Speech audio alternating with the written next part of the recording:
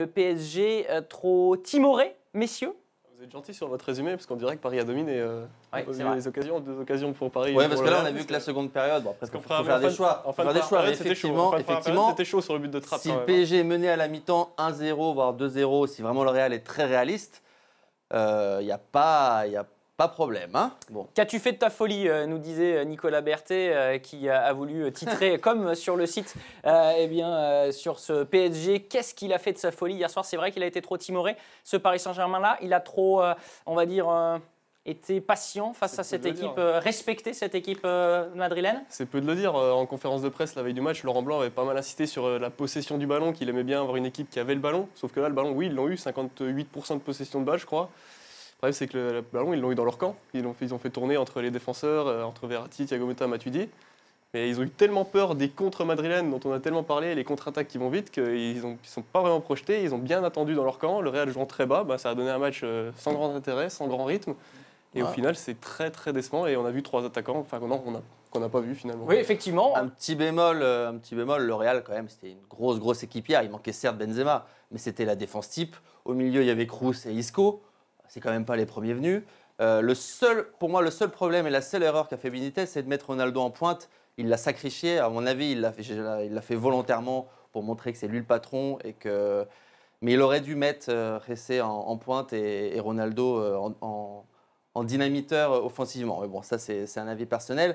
Le PSG, sinon, oui, offensivement, a été catastrophique. Il y a un gros problème tactique aujourd'hui que Laurent Blanc doit se poser sur Cavani et Ibra.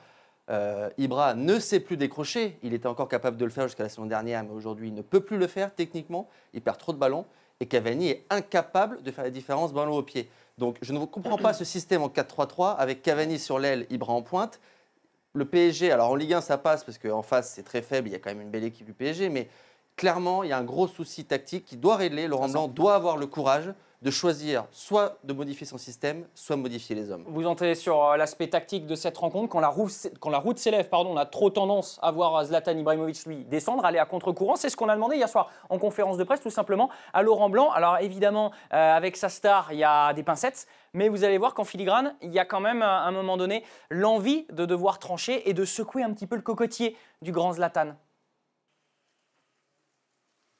Écoute, il faut toujours être optimiste d'abord. Ça, c'est le rôle de l'entraîneur. Car tu sais très bien que l'effectif du Paris Saint-Germain ou l'effectif de ton club ne va pas forcément beaucoup évoluer dans l'année. Donc il faut être optimiste avec les garçons qui jouent, avec les garçons qui sont en difficulté, avec les garçons qui ne jouent pas, avec les garçons qui sont en méforme.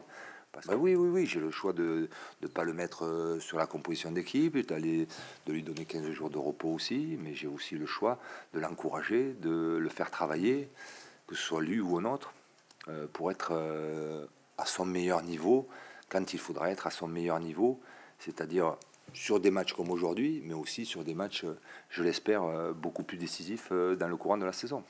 Alors oui, le soutenir, ça évidemment, c'est un petit peu plus facile avec quelqu'un comme Zlatan Ibrahimovic. Non, mais là, je pense qu'il doit se comparer avec Thiago Silva. Ce qu'il a réussi avec Thiago Silva, il faut vraiment lui rendre hommage à Laurent Blanc, c'est très fort. Il l'a récupéré, il l'a sauvé. Il était le seul, franchement, il y avait peu de gens pour soutenir Thiago Silva en début de saison dernière. Voilà, il était le seul. Et aujourd'hui, on a récupéré peut-être l'un des 3 meilleurs défenseurs centraux au monde. Zlatan, c'est pas un problème de confiance mais, et de mais sauf que là, il ne peut pas comparer ça avec Zlatan. Zlatan, ça n'a rien à voir avec un problème de confiance, d'optimisme. Là, ça y est, il atteint la fin de sa carrière. Et ça n'enlève c'est la rien. limite d'âge ou c'est la limite de compétence face à des grands clubs? Parce que ça, c'est pas nouveau. On a le droit de dire aujourd'hui que Zlatan n'est plus bon sans forcément vouloir le critiquer. On s'est tout insulté, genre tout ce qu'a fait Zlatan pour le PSG. Oui, Zlatan a fait des grandes choses pour Paris. Ce qu'il a fait en 3 ans, personne ne l'avait jamais fait pour ce club-là. Mais ça n'empêche qu'aujourd'hui, il faut que Laurent Blanc ait le courage de dire maintenant il est plus au niveau, donc il faut que je m'en passe. Ami. Voilà. Moi, je pense qu'Ibrahimovic a largement contribué à ce que Paris devienne un grand club. Et si Paris veut devenir un très grand club et un club dominant en Europe, il va falloir peut-être trouver une autre solution.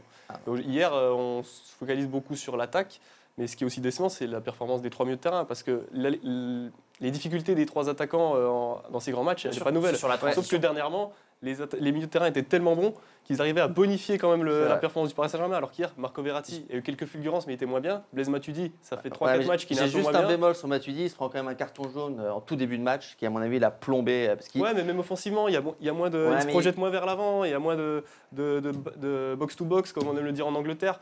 Matuidi est un petit peu moins bien depuis sa grosse performance en équipe de France en septembre, je crois. c'est vrai. Non, là, Et je pense que ça participe au fait de montrer, de voir les carences qu'il y a offensivement. Ça les met encore plus en lumière quand les milieux répondent pas présents derrière. Peut-être ce 4-3-3 nous a offert des solutions un petit peu moindres du côté parisien. C'est ce que nous dit aussi Syl, notre téléspectateur, sur eh bien, la suite de l'article lié au compte-rendu de cette rencontre. Comment mettre de la folie avec 3 milieux récupérateurs qui, en plus, hier ne sont presque jamais projetés. C'est ce que vous nous disiez, Rémi. Ce 4-3-3, c'est bien gentil pour taper Ajaccio ou Lorient, mais en C1, c'est un frein à l'animation. Il a un petit peu résumé vos opinions sur le plateau. Je suis tout à fait d'accord avec Syl. En fait, pour moi, j'ai un gros problème avec Laurent Blanc, c'est qu'il s'entête depuis 2 ans avec son 4-3-3. Sauf que clairement, hier, vu effectivement l'état de forme de Matuidi, il aurait très bien pu passer à un 4-2-3-1 avec Mota et Verratti, avec un Pastore en 10, avec un Cavani en pointe et avec un Di Maria et un Lucas pour dynamiter un peu. Et pour surtout, on avait un Danilo hier qui n'avait pas joué depuis un mois, qui revenait de blessure, qui était clairement à court de forme.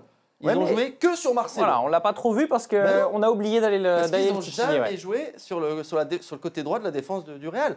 Clairement, il y avait un vrai manque de professionnalisme et de talent tactique de Laurent Blanc hier pour aborder ce match.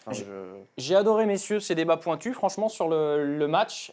Par contre, j'aimerais qu'on revienne et qu'on élargisse le prisme tout simplement pour finir ce débat avec le classement de cette poule et les résultats, parce que on a clairement affaire à une équipe parisienne qui, si elle venait à tenir un point et à marquer à Bernabéu, pourrait s'offrir la première place de ce groupe où l'on a vu hier soir dans ce groupe A. Malmö s'imposer, oui, face au Shakhtar, les premiers points de Malmö dans la compétition. Donc 7 points pour ces deux équipes qui, évidemment, caracolent en tête du groupe, mais rien n'est joué dans 15 jours du côté de Bernabéu, cette équipe du Paris Saint-Germain, face à un Real Madrid qui sera un petit peu plus au complet. Avec un Modric titulaire, avec Benzema, ce sera autre chose. Mais effectivement, comme l'a dit Laurent Blanc qui veut être optimiste, un partout ou 2-2 et le PSG passe en tête du groupe.